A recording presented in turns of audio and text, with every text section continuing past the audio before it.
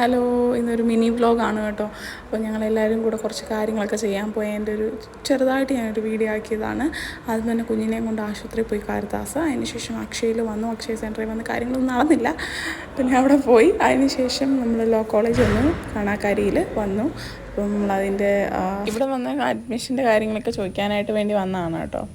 ഇവിടെ വന്നു. ഇവിടെ അല്ലായിരുന്നു ഓഫീസിൻ്റെ ഏരിയ, പിന്നെ വേറൊരു സ്ഥലത്തായിരുന്നു. പിന്നെ അവിടെ നിന്ന് നമ്മൾ അപ്പുറത്ത് പോയി സംസാരിച്ചു.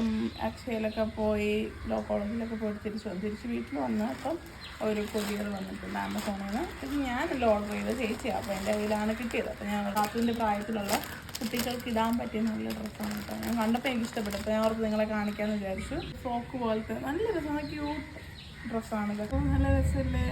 ഡ്രസ്സാണ് വാങ്ങിച്ചത്, പിങ്കും പർപ്പിളും. പിന്നെ തിരിച്ചു വന്നപ്പോൾ കാൻബറിയുടെ 2 ഐസ്ക്രീമാണ് കേട്ടോ വാങ്ങിച്ചുകൊണ്ട് വന്നത്. നല്ല ടേസ്റ്റ് ഉണ്ടായിരുന്നു. ചോക്ലേറ്റ് ഫ്ലേവറാണ് ഞാൻ കഴിച്ചത്.